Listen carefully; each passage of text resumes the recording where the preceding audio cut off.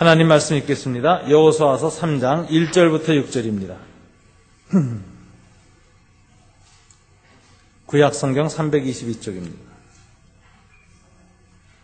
제가 1절 읽고 여러분 교독하겠습니다. 또 여호수아가 아침에 일찍이 일어나서 그와 모든 이스라엘 자손들과 더불어 시딤에서 떠나 요단에 이르러 건너가기 전에 거기서 유숙하니라. 백성에게 명령하여 이르되 너희는 르이 사람 제사장들이 너희 하나님 여호와의 언약궤 매는 것을 보거든 너희가 있는 곳을 떠나 그 뒤를 따르라.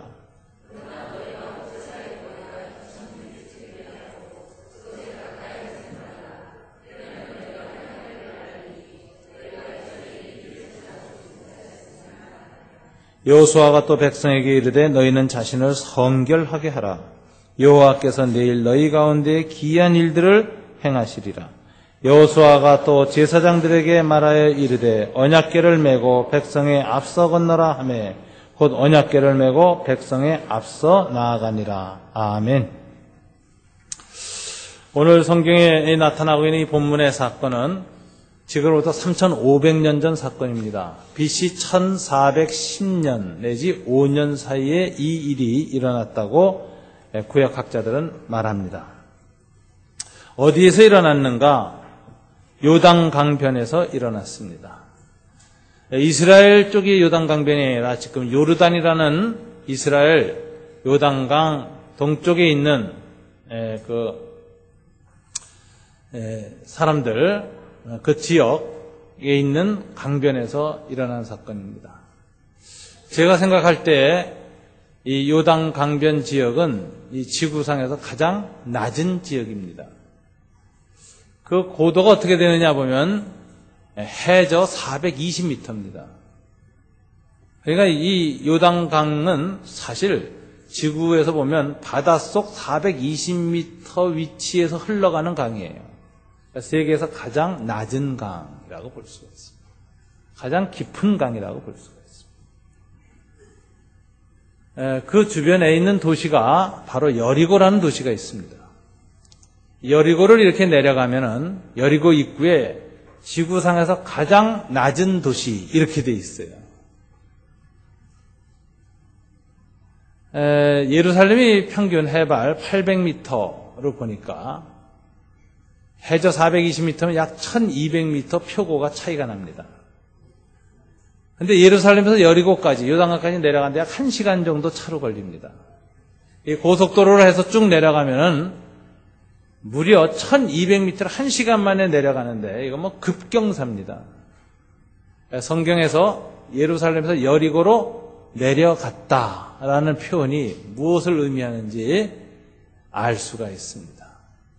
성경에서 여리고에서 예루살렘으로 올라갔다 하는 말이 무엇인지를 알 수가 있습니다. 이 세계에서 가장 낮은 장소인 요단 강가에서 오늘 이 사건은 일어나고 있습니다. 여호수아는 이스라엘 백성을 이끌고 40년의 광야 생활을 마치고 오늘 본문에 보면 요단 강가에 이르렀다고 돼 있습니다. 요단 강가에 이른 이 장소는 역사적으로 보면은 맞은편이 길갈입니다. 요단강을 건너가서 머무른 곳이 길갈이라는 곳이고 거기서 머물러서 이제 여리고 공략 작전으로 들어가는데 이 여리고 길갈 다 요단 강변에 있는 지명입니다. 이 길갈 맞은편에 있는 요단 강가에 이르렀을 때 오늘 여호수아는 무엇을 했는가? 오늘 본문에 보면 거기서 유숙하니라. 요단에 이르러 건너가기 전에 거기서 유숙하니라. 머물렀다고 되어져 있습니다. 이 여호수아의 이 태도는 굉장히 중요한 태도라고 생각됩니다. 여러분, 이스라엘 백성은 40년 동안 광야 여행을 했습니다. 이 광야를 지나 보니까 저도 아라바 광야, 네게브 사막 이쪽을 다 이렇게 돌아다녀 봤는데 이 광야 생활이라는 건 굉장히 고통스러운 겁니다. 이 광야에서는 낮에 태양이 떠오르면 40도, 50도 이렇게 온도가 올라가는데 햇빛에 10분만 서 있어도 쓰러질 것 같은 숨이 막혀요, 숨이. 그런데 이 광야라는 게 참 이상해요. 습기가 전혀 없어요. 피부가 뽀송뽀송합니다. 그래서 놀라운 특징은 그늘 만지면 아주 시원해요. 한국의 이 더위는 습기 때문에 몸이 후덕지근한데 거기는 그늘 밑으로만 들어가면 시원해집니다. 그래서 이 광야에 사는 사람들이 머리부터 발끝까지 하얀 천으로 눈만 내놓고 뒤집어 쓰고 있는 이유가 뭐냐? 그래야 시원하니까. 빛을 차단해요. 근데 하나님께서 광야 여행하는 200만 이스라엘 백성을 위해서 은혜를 베푸시고 하나님이 그들과 함께 있다는 중요한 표직으로서 뭘 드러내시냐? 임재의 상징이 불기둥과 구름기둥이었습니다. 왜 하필이면 광야 이스라엘에게는 하나님께서 자신의 임재의 상징으로 구름과 불을 사용하셨을까? 그들의 삶에 절대적으로 필요했기 때문에 그렇습니다. 그 태양이 찌는데 주님이 임재하셔가지고 태양을 구름으로 딱 가려놓으면 즉시 시원해집니다. 우리나라 가을만큼 시원해져요. 하나님이 그렇게 이스라엘을 보호하신 것입니다. 저도 광야 체험이라는 프로그램을 했는데 광야에 나가서 머물면 추위가 밤에는 겨울처럼 추워집니다. 그래서 겨울 파카를 갖고 가고 모포를 갖고 가고 내복을 갖고 가야 그리고 모닥불 옆에서 펴놓고 있어야 이제 추위를 견딜 수 있어요. 급속도로 떨어집니다. 이런 3, 40도 차이가 나는 일교차를 겪으면 사람은 대부분 몸이 적응을 못해서 병이 나고 쓰러져요. 그런데 하나님께서 이스라엘 백성을 40년 동안 자비와 긍휼로 돌보시고 함께 있다는 표정으로 밤에는 불기둥으로 임하셨습니다. 그러니까 하나님이 주신 이 거룩한 이 불기운이 쫙 쬐니까 이스라엘 백성이 밤에도 춥지가 않았던 겁니다. 40년 동안 하나님의 은혜의 표적이 참 많았죠. 여러분 목장하시면서 일주일에 한 번씩 목원들까지 밥 먹는데 이게 보통 일이 아닙니다. 이걸 하루에 3번 40년 계속한다고 해보세요. 안 먹고 죽지 하겠습니까? 200만이나 다니는 사람들이 거주지가 정해진 곳에서 밥 먹는 것도 아니고 여행을 하면서 하루 3끼 밥 해 먹는다면 이거 한 걸음도 못 갑니다. 밥 먹다 끝나요. 하나님께서 이들에게 40년 동안 뭘 주셨습니까? 하늘에서 양식을 내려주셨지요. 만나라고 하는 것을 내려줬습니다. 만나 받아서 먹기만 하면 됩니다. 하나님이 그들 가운데 또 은혜로 덮어주셨는데 40년 동안 옷과 신발이 헤어지지 않았다 그래요. 굉장한 거 아니에요? 요즘같이 특수 소재로 만든 신발 아무리 있어도 40년간 안 헤어진다. 그러나 불가능하다고 생각합니다. 근데 하나님이 특별 신소재로 특수 코팅을 해줘버리는 바람에 하나님의 은혜가 딱 이렇게 스며드니까 그 옷이 신발이 헤어지지 않았다. 이건 하나님의 사랑과 자비의 숨결이 이스라엘 백성들의 피부 가까이 온전히 덮여있는 40년을 보냈다는 걸 알 수 있습니다. 이처럼 하나님이 40년을 이스라엘을 인도하면서 드디어 오늘 하나님의 불기둥 기름기둥이 요단 평화 쪽에서 바로 광야에서 요단강 맞은편까지 이끌어 드린 것입니다. 이 자리에 오면은 이렇게 오매불망 40년을 가나안 땅 들어가려고 몸부림쳤습니다. 기다리고 기다리던 가나안 땅이 바로 강 건너편에 보입니다. 여러분 여호수아 저 같으면 어떻게 했을까 생각해 봤더니 도착하자마자 흥분에 겨워서 잠시 숨을 고른 다음에 자 우리가 기다리던 요단강이 여기에 있고 맞은편에 가나안 땅이 있다. 드디어 40년 만에 우리는 왔다. 가자! 그러면 막 쫙 하고 몰려가서 도하작전을 단숨에 시도했을 것 같습니다. 오늘의 본문에 보면 여호수아는 그렇게 하지 않습니다. 요단 강변에 도착해서 그가 제일 먼저 한 일은 3일간 조용히 침묵하고 머무는 것이었습니다. 1절에 보면 건너가기 전에 거기서 유숙하니라. 사흘 후에 3일간의 유숙이 있었습니다. 여호수아가 왜 이 3일간의 유숙을 했을까? 3일간 머문 이유가 뭘까? 여러분 어떻게 생각하십니까? 저는 바로 이 여리고 성에 가서 이 본문을 바로 이 요단강 길갈 맞은편을 바라보면서 이 본문을 묵상했습니다. 그 요단 들판을 바라보면서 이 본문을 묵상하면서 여호수아의 마음으로 들어갔습니다. 여호수아는 왜 이 3일 동안 머물렀을까? 아마 여호수아는 3일 머물겠다고 날짜를 정하지 않은 것 같습니다.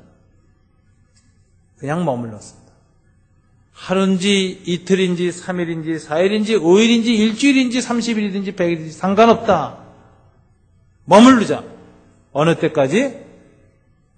주님의 말씀이 임할 때까지 머물기로 작정한 거죠.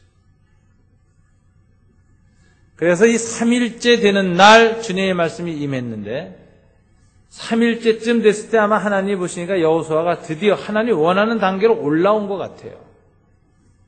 하나님 하루만 기다리겠습니다. 이런 자세가 아니고 하나님의 말씀이 없으면 저는 안 떠나겠습니다. 하나님의 말씀이 임하지 않으면 아무리 눈앞에 가나안 땅에 있어도 안 건너가겠습니다. 제 생각과 제 마음으로 하지 않고 하나님의 말씀에 의해서만 움직이겠습니다. 라는 마음을 가지고 하나님의 말씀이 임할 때까지 무한대로 기다리려는 하나님의 무한대와 접속된 하나님의 영혼과 접속된 심령 상태가 딱 되었을 것입니다. 이 3일은 그런 의미에서 영원한 3일입니다. 24시간 곱하기 3, 한 72시간의 3일이 아니라 하나님의 영혼에 접속된 그런 3일이었습니다. 하나님 바로 그런 상태를 원하십니다.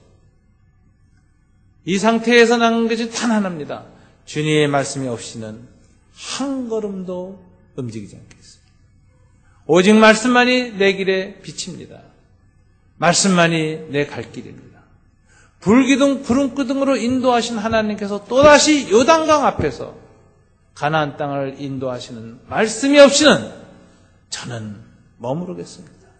그래서 이 머무름은 그냥 머무름이 아니요 믿음의 머무름이요 이 기다림은 신앙의 기다림이요 이 3일은 영원한 3일이 된 것입니다. 이 상태에 이르면 하나님은 시간 낭비 안 하십니다. 즉시 임재하십니다. 3일 만에 즉시 임재하셔서 여호수아한테 말씀을 줬는데 그 말씀이 3절 이후에 나오는 말씀이고 이 말씀을 여호수아가 중간 지도자들한테 얘기했고 중간 지도자 관리들이 진중을 돌아다니면서 이 말씀을 이스라엘 백성 200만에게 다 선포했습니다. 3일 동안의 기다림을 통해서 받은 말씀이 뭐냐? 3절 이후에 나오는데 이 내용입니다. 너희는 르이 사람 제사장들이 너희 하나님 여호와의 언약궤 매는 것을 보거든 너희 있는 곳을 떠나 그 뒤를 따르라. 언제가 떠날 시점이라고요? 제사장들이 언약궤 매는 것을 볼 때가. 그러나 조건이 있습니다. 너희와 그 사이 거리가 2000규빗쯤 되게 하고 그것에 가까이 하지는 말라. 그리하면 조건입니다. 떠나는데 조건이 한 가지 있다고 하나님 가르쳐 주신 겁니다. 뭐예요? 언약궤와 너희 사이의 거리를 2000규빗 되게 하라. 이스라엘의 한 규빗은 손끝에서 팔꿈치까지가 한 규빗입니다. 35cm, 45cm 혹은 아랍 사람들 중에 조금 팔이 좀 긴 체형이 많죠. 그러니까 50cm까지 본다 하더라도 이건 900m 정도 내외의 거리를 뛰어라 이렇게 말하고 있습니다. 그것에 가까이 하지 말라. 그래놓고 그리하면 2000규빗쯤 뛰면 너희가 행할 길을 알리니 자 이제 가나안 땅으로 나아갈 길을 하나님이 알려주겠다. 이 조건을 지킬 때 행할 길을 알게 해줄 터인데 그 행할 길은 어떤 길이냐? 너희가 이전에 이 길을 지나보지 못하였음이니라. 한 번도 지나가보지 못한 새 길로 갈 것이다. 사실 나중에 언약궤를 맨 제사장들이 요단강에 발을 디뎌 놓자 요단강이 쫙 갈라지는 일이 생깁니다. 그러니까 요단강 강 바닷길이 나타나는데 이 길은 인류가 창세된 이후로 한 번도 누구도 발자국을 찍지 않았던 처녀지입니다. 요단강 바닥에 누가 발을 찍어봤겠습니까? 그러니까 소위 이것은 정말 새 길이에요. 아무도 디뎌보지 못했던 완전한 새 길. 근데 이 길이 열리고 이스라엘 백성 200만이 400만 개의 발자국을 찍고 건너간, 그 이상의 엄청난 발자국을 찍고 건너간 길이 되었습니다. 하나님이 약속하시는 거예요. 너희가 이전에 이 길을 지나보지 못하였습니다. 그리고 5절에서 4절 말씀을 되풀이하십니다. 근데 조금 다르게 되풀이하시죠. 여호수아가 또 백성에게 이르되, 왜 또 백성에게 일렀을까요? 제사장과 2000규빗쯤 떨어져라 하는 이 말이 무슨 의미인지 잘 못 알아듣는 거예요, 이스라엘 백성들이. 그래서 그걸 설명해 주는데, 너희는 자신을 성결하게 하라. 이건 성결 명령입니다. 하나님의 거룩한 임재 보좌인 언약궤를 죄인들이 함부로 손대면 즉사합니다. 구약성에 보면 우사라는 사람이 언약궤를 그렇게 잘못 만졌다가 즉사해서 죽었습니다. 블레셋 사람들이 언약궤를 함부로 뚜껑을 열다가 하나님의 거룩한 빛이 나오고 재앙이 나와서 수많은 사람이 죽어나갔습니다. 그래서 언약궤와 거리를 띠라는 말은 한마디로 하나님의 거룩한 것을 거룩하게 여겨라. 너희와 하나님의 거룩을 구별하라. 이 말은 한마디로 성결하라라는 말. 하나님을 하나님되이 여기고 하나님의 거룩을 거룩히 여기고 하나님과의 거룩한 거리를 지켜라. 그 말은 성결 명령입니다. 너희 자신을 성결하게 하라. 그리하면, 조건이죠. 2000규빗쯤 뛰게 하고 성결하게 하면 여호와께서 내일 너희 가운데 기이한 일들을 행하시리라. 하나님 기적과 이사를 행하겠다. 저와 여러분의 신앙생활에 있어서 하나님의 새로움이 필요합니까? 여러분의 신앙생활과 영적인 삶, 그리고 우리 교회가 지금 매너리즘에 좀 빠졌다고 생각하십니까? 어떤 벽에 부딪혔다고 생각하십니까? 이대로는 계속 이런 식으로 신앙생활에서는 안 되겠다라고 하는 내부에 갈등이 있으십니까? 그러면 오늘의 본문의 말씀에 약속을 붙잡아야 합니다. 너희 자신을 거룩하게 하라. 하나님의 앞에서 구별될 것을 구별되이 여겨라. 그리하면 내가 너에게 이전에 다녀보지 못했던 새 길을 열 것이요 기이한 일을 행할 것이다. 하나님이 약속대로 이스라엘 백성에게 기이한 일을 행하셨습니다. 어떤 일을 행하시느냐? 요단강을 쫙 갈라버리셨어요. 이 사건이 갖는 의미가 여러 가지가 있습니다만은 요단강 갈라진 사건은 성경적으로 어떤 의미를 가진 사건인가? 이거 우리가 생각을 해봐야 돼요. 이스라엘 백성들은 광야에서 세대 교체를 했습니다. 애굽에서 나온 1세대는 광야 생활 중에 다 죽었습니다. 그리고 광야에서 태어난 2세대가 지금 오늘 여호수아의 인도하에 이 요단강을 가르고 건너가는 놀라운 일을 체험하게 되는 것입니다. 그런데 광야 1세대가 왜 광야에서 다 죽었는가? 그것은 가데스 바나라는 곳에서 하나님께 쿠데타를 일으켰기 때문에 그렇습니다. 1세대에게 하나님 얼마나 큰 은혜를 베푸셨습니까? 출애굽 과정에서 애굽에 있을 때는 10가지 재앙을 통해서 우상들을 격파하시고 하나님의 해방과 구원을 선포하셨습니다. 노예 생활에서 이끌어내셨습니다. 죄된 생활에서 해방시켰습니다. 죄와 사망의 올무에서 건져내셨습니다. 그리고 홍해 바다 앞에서 놀라운 이적을 행하셨죠. 홍해가 갈라졌습니다. 갈라지는 방식이 특이합니다. 옛날에 그 TV 프로그램 중에 내 사랑 지니라고 하는 마술사 드라마가 있었습니다. 그 지니는 아라비안 나이트에 나오는 그런 옷을 입고 나와서 눈을 한번 찡긋하면 꽃이 탁 생기고 꽃병이 나오고 막 이래요. 하나님이 홍해 앞에서 눈을 한번 찡긋하시니까 홍해가 저절로 짠 갈라졌느냐? 아닙니다. 하나님은 매직을 사용하지 않았어요. 마술을 사용하지 않으셨어요. 하나님은 굉장히 내추럴한 방식으로 홍해를 가르셨습니다. 성경을 가만히 보세요. 어떻게 가르셨죠? 바람을 불러오셨습니다. 자연의 힘을 사용하셨죠. 바람이 불어서 얼마나 바람이 강하게 불었는지 물을 양쪽으로 쫙 밀어내가지고 물벽이 생겼어요. 이 원리를 연구해가지고 3,500년 만에 만들어낸 이 신제품이 에어 커튼이라는 겁니다. 이마트 같은 데 가보면 입구에서 공기가 쫙 내려오죠.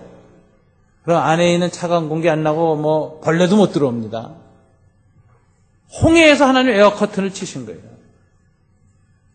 그래가지고 물들이 들어오지 못하고 쫙 양쪽으로 섰습니다. 그리고 가운데에는 물들을 물러나게 하는 그 바람이 밀고 나가면서 쭉 해가지고 가운데는 바람도 안 불었어요. 그런 정도의 바람의 힘이면 사람이 못 건너가죠. 다 날아가죠. 태풍도 그런 태풍이 없죠. 토네이도도 그런 토네이도가 없을 겁니다. 근데 안전하게 건너갔고 놀라운 사실은 홍해를 마른 땅처럼 건넜다. 이렇게 기록되어 있어요. 홍해 바닥이 얼마나 젖어 있었겠습니까? 이스라엘 백성이 지게 지고 짐 짓고 애들하고 수레 끌고 가면은 수레바퀴 거기 다 걸려가지고 못 갑니다. 그런데 하나님의 바람으로 말려셔가지고 홍해 바닥이 아스팔트처럼 변해가지고 마른 땅을 건너갔다. 이렇게 성경이 기록되어 있습니다. 여기서 하나님은 신비한 마술이나 기적을 사용하신 것이 아니라 자연 이적, 자연의 방식을 사용하셔서 이 세상에서 보지 못하는 일을 만들어냈습니다. 이스라엘 백성의 홍해에서 큰 은혜를 입었습니다. 이게 무엇을 의미하는 것인가? 하나님 자기를 어떻게 드러내시는 것인가? 여러분, 하나님은 이스라엘 백성에게 자기 자신을 구원자 여호와로만 드러내길 원하지 않았습니다. 출애굽을 통해서 해방하시고 죄에서 노예에서 구원하시는 하나님임을 분명히 드러내셨지만 그것은 하나님의 계시의 첫 시작에 불과합니다. 하나님의 계시는 어디에 이르러야 완성되는 것이냐? 하나님이 창조주 하나님이라는 걸 알아야 완성되는 것입니다. 나를 구원하신 하나님이 바로 온 우주 만물을 창조하신 창조주라는 걸 고백하게 될 때 신앙은 온전해지는 것입니다. 하나님의 홍해에서 자연의 바람과 물들을 친히 어거하심으로써 이 피조세계가 다 하나님의 통치 아래에 있다는 것, 하나님의 말씀의 다스림을 받는다는 사실을 명백히 보여주고 말씀이 저와 여러분의 삶의 모든 환경을 통제한다는 사실을 마음속에 깊이 새기게 함으로써 하나님은 내게 말씀하시고 나를 구원하시고 나를 이끌어 가신 이 하나님은 창조주 하나님이라는 걸 홍해에서 체험하게 하신 것입니다. 예수님의 이적도 그렇잖아요. 예수님의 이적에 보면 구원 이적이 있습니다. 귀신 쫓음, 병 고침, 소경의 눈을 여름, 안진병이 일으키니 다 구원 은총이죠. 구원 이적이죠. 근데 독특한 이적이 있어요. 제자들이 게네사렛 호수 갈릴리 바다를 지나가는데 풍랑이 일었습니다. 바다에서 30년 이상 전문성을 가지고 뱃사공을 했던 이들이 그들의 생애의 경험과 지식으로는 감당할 수 없는 엄청난 풍랑이 왔습니다. 그래서 성경에 보면 요한복음 6장에 보면 저들이 죽게 되었고 깊은 두려움에 휩싸였다. 누가복음 4장에 보면 크게 놀랐다 이렇게 돼 있어요. 오늘날 말하자면 공포가 임했다. 패닉 상태를 가르칩니다. 갈릴리 바닷가 어부로 30년 이상 살았던 이 젊은 어부들이 주체할 수 없는 공포에 사로잡혀 패닉 상태에 빠져서 예수님 예수님하고 막 소리를 지르고 우리를 왜 돌보지 않습니까? 막 몸부림칠 때 주님이 바다 위를 걸어오시는 사건도 있었고 또는 배 가운데 주무시고 계시다 일어나셨는데 행하신 일이 있었어요. 일어나셔서 잠잠하라 하고 풍랑을 향해 꾸짖었습니다. 근데 누가 보면 무슨 일이 기록되어 있느냐? 곧 풍랑이 잔잔한지라. 갑자기 짠하고 명경지수가 되어버렸어요. 거울 같은 고요함이 임했어요. 그러자 누가 보면 아주 재미난 표현이 나와요. 제자들이 더욱 심히 놀라며 가로다 이렇게 돼 있어요. 아까 풍랑이 막 그렇게 일었을 때 빠졌던 공포보다 더 무서운 공포가 덮친 거예요. 그러면서 뭐라고 얘기하냐면 저분이 도대체 누구이시기에 바람과 풍랑이 저분에게 순종하는고 하고 덜덜덜덜 떠는 거예요. 예수님에 대한 공포가 더 깊어진 거예요. 풍랑에 대한 공포보다. 더 심히 놀랐다. 이렇게. 예수님이 왜 자연이적을 행하십니까? 자신이 인류의 죄를 구속하고 죽음에서 영생을 주게 오신 구원자일 뿐만 아니라 누구시라고 친히 창조주 하나님이심을 드러내는 계시였습니다.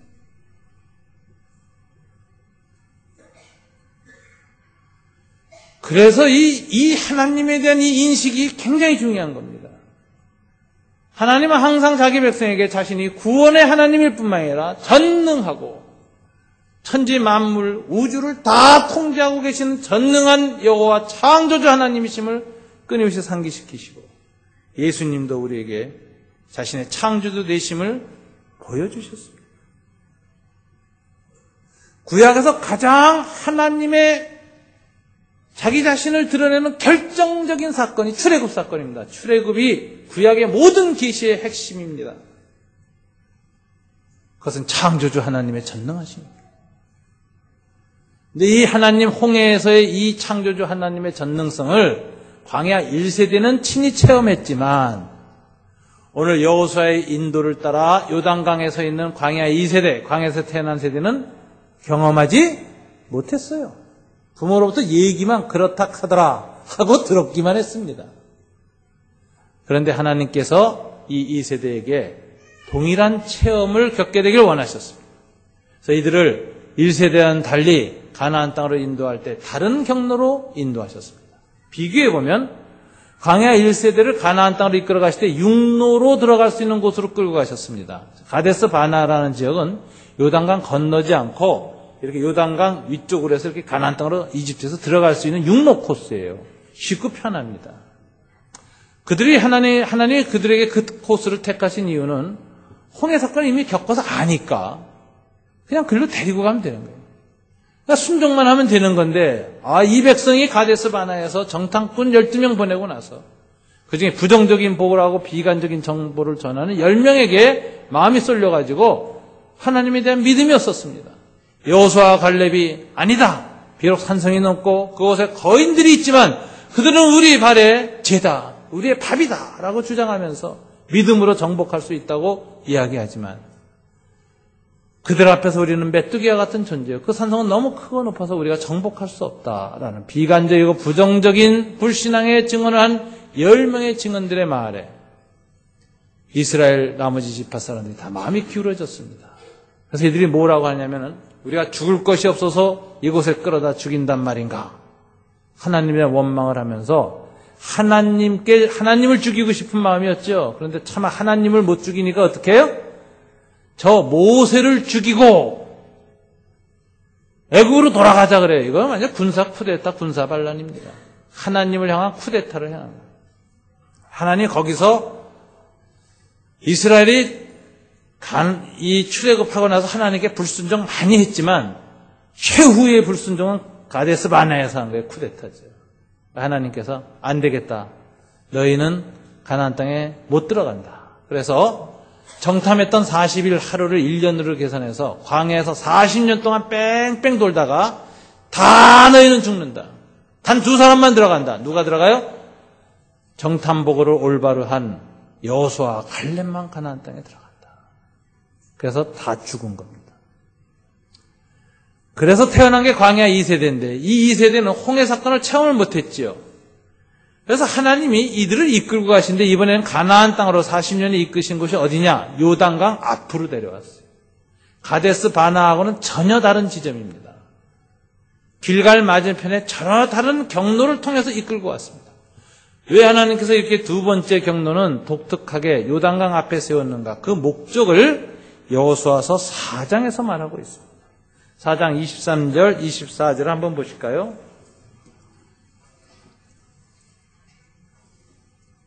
다 함께 읽습니다. 너희 하나님 여호와께서 요단물을 너희 앞에 마르게 하사 너희를 건너게 하신 것은 너희 하나님 여호와께서 우리 앞에 홍해를 말리시고 우리를 건너게 하신가 같았나니 이는 땅의 모든 백성에게 여호와의 손에 강하신 것을 알게 하며 너희가 너희 하나님 여호와를 항상 경외하게 하려 하심이라. 오늘 여호수아가 이렇게 말해요. 요단강 갈라지고 난 이후에 오늘날 하나님이 너희 광야 2세대에게 요단강을 가르고 건너게 하신 일은 마치 40년 전에 우리 광야 1세대 여호수아 갈렙 우리에게 홍해를 갈른 사건과 같은 사건이다. 그래서 요단강 사건은 홍해 리바이벌이다. 이렇게 말하죠. 홍해 사건을 재현하셨다. 그렇게 함으로써 홍해에서 겪게 된 이스라엘의 신앙과 똑같은 신앙을 광야 2세대가 다시 한번 가져야만 가나안 땅에 들어갈 수 있기 때문에 이 신앙 체험 없이는 가나안 땅을 들어갈 수 없다. 이게 하나님의 뜻이었어요. 이걸 체험하고 나서야만 가나안 땅에 진군할 수 있다. 이게 하나님의 경륜이었어요. 여러분, 이 홍해 사건, 가나안 사건을 통해서 두 가지 뜻이 이루어졌습니다. 24절. 첫째는 모든 백성에게, 땅의 모든 백성에게 여호와의 손이 강하신 것을 알게 하며, 땅의 모든 백성, 이스라엘만이 아니죠. 에집트 사람들, 광야에 살던 아라비아 족속들,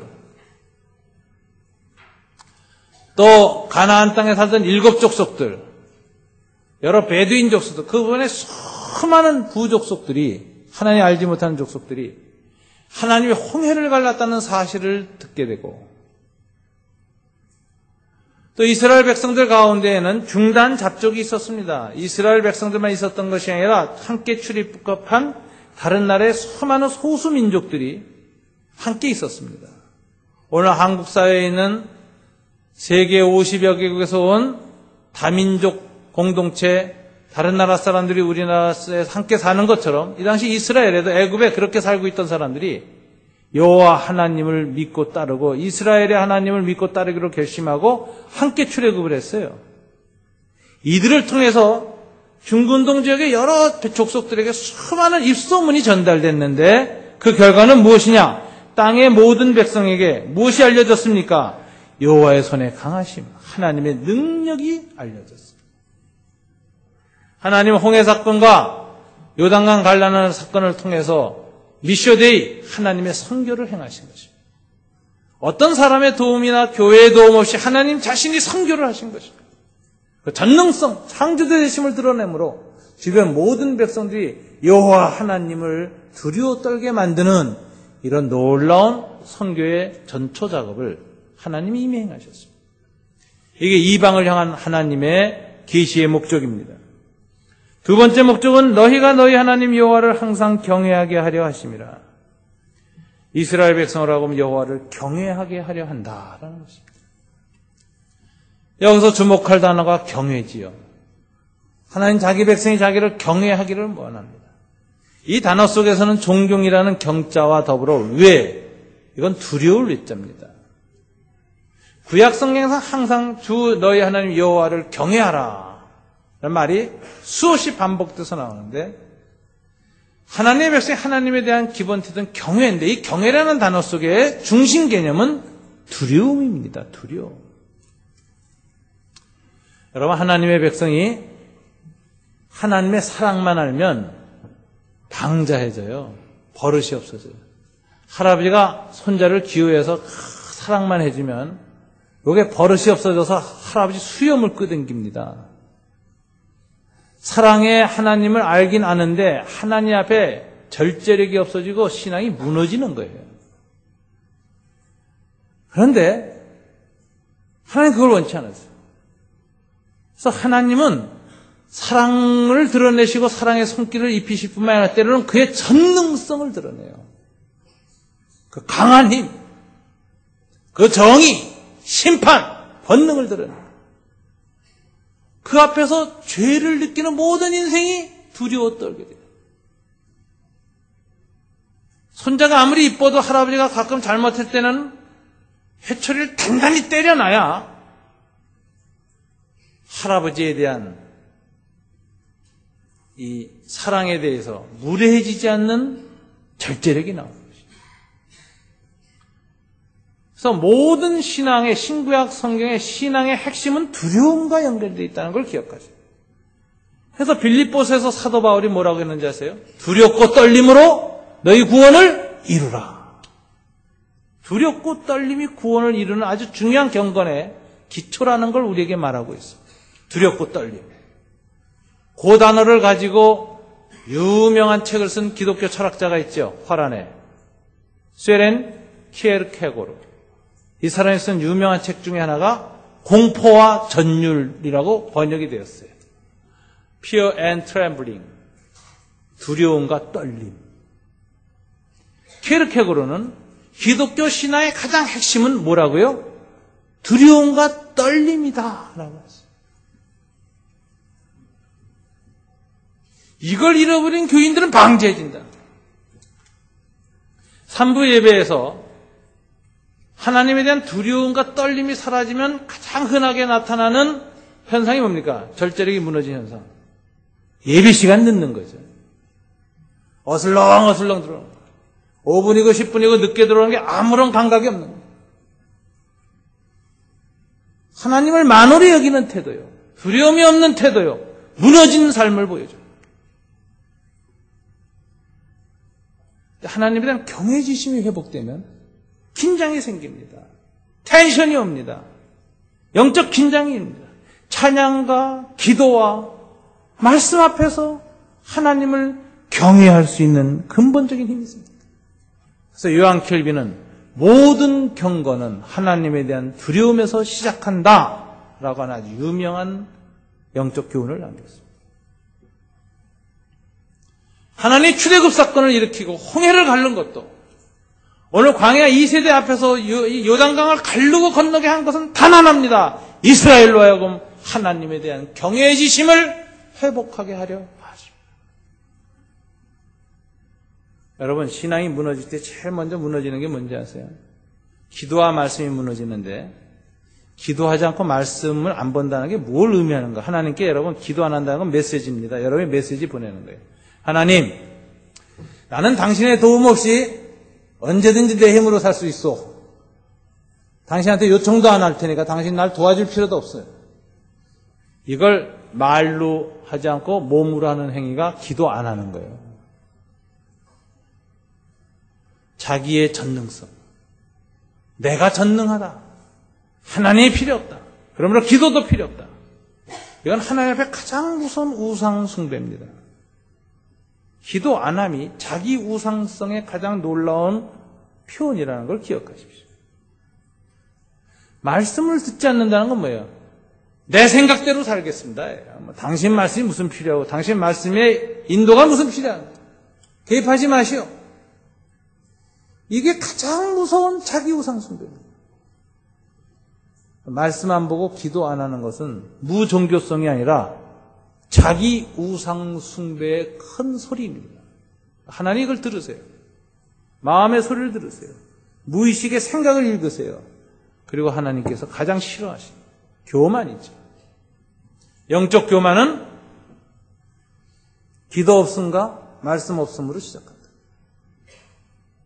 근데 이 기도 안 하고 말씀 안 하는 사람의 내면의 정서의 가장 결정적인 게 뭔지 아세요? 하나님에 대한 두려움을 상실한다는 거예요. 참 무서워. 두려움이 없어져. 그래서 농담을 하고 행동할 때 깜짝깜짝 두려움이 있는 사람으로는 할 수 없는 말을 하고 행동을 합니다. 언약궤를 함부로 만져요. 거룩한 것을 함부로 거룩하지 않게 취급해요. 함부로 손대고 함부로 넘어갑니다. 두려움이 없어요. 이게 하나님이 가장 싫어하는 우상 숭배자의 자세예요. 두려움이 없어진다는 거예요. 두려운 거예요. 하나님에 대한 두려움이 회복된다는 건 굉장한 축복입니다. 그리고 그 위에 하나님의 사랑을 체험할 때 두려움을 넘어서서 깊은 관계로 들어가는 거예요. 두려움과 떨림, 그리고 하나님의 사랑을 누릴 때 신앙은 온전해져요. 이걸 위해서 하나님은 홍해 사건을 일으켰고 오늘 요단강 가르는 사건을 일으키기로 작정하신 것입니다. 이것이 회복되지 않으면 결코 세기를 갈 수 없다고 말씀하셨습니다. 이것을 회복하지 않고서는 결코 하나님의 기산을 행해지지 않습니다. 준비가 필요합니다. 그릇이 준비되지 않으면 하나님의 은총은 당길 수 없습니다. 오늘 하나님은 어떤 그릇을 원하십니까? 성결을 원하시는 것입니다. 너희 자신을 성결하게 하라. 성결이 회복되지 않고서는 은혜가 회복되지 않습니다. 성결의 그릇에만 하나님의 거룩한 은총은 담기기 때문에 하나님의 사랑은 남녀의 사랑이나 세상과 사랑과 달라서 거룩한 사랑이기 때문에 죄가 사라진 성결한 마음에만 담기는 놀라운 은총입니다. 성결이 관건입니다. 이스라엘 백성의 운명은 성결하느냐 성결하지 못하냐 오늘 달린 것입니다. 요단강을 건너서 가나안으로 들어가느냐 안 들어가느냐는 성결이 있느냐 없느냐에 달린 것입니다. 여호수아는 요단강 앞에 보자 흥분하지 않았습니다. 그 앞에 무섭도록 침묵 속에서 영원한 3일 영혼과 접속한 채 하나님의 뜻을 구했습니다. 어떻게 해야 되겠습니까? 그래서 하나님의 말씀이 성결하라. 그리하면 내가 새로운 길을 열 것이요. 그리하면 내가 너희 가운데서 기사를 행하리라. 땅의 모든 거민으로 하여금 두려워 떨게 하고 너희는 하나님을 향한 경외지심을 갖겠도록 내가 새로운 이스라엘, 새로운 신앙 공동체를 빚어내겠다. 이게 하나님의 메시지였습니다. 그 일이 일어날 때까지는 움직이지 마라. 여호수아는 요단강변에서 3일간 침묵 속에서 머뭅니다. 이 머무름은 믿음의 머무름이요, 신앙의 기다림이요, 하나님의 영혼과 접속하고 있는 영원한 시간이었습니다. 이 시간을 통해서 하나님은 성결의 명령을 내리십니다.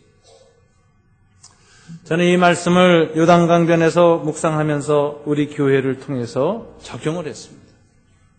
우리 교회는 마치 40년 동안 광야를 방랑하고 요단강에 도달한 이스라엘 백성처럼 우리 교회는 가정교회라는 방식을 통해서 공동체 신앙 훈련을 했습니다. 그저 교회에 모여서 자기만족적인 신앙을 누리는 것으로만 행복했던 우리들이 하나님의 선교적 사명, 지상명령, 하나의 가치 이런 걸 마음에 새기고 복음을 전파하고 영혼을 구원하겠다는 하나님의 뜻을 이루는 교회가 되고 그런 신앙생활을 하겠다는 의식의 전환과 헌신이 지난 5년 동안에 훈련을 통해서 생겼습니다. 이건 하나님의 놀라운 축복이고 변화입니다.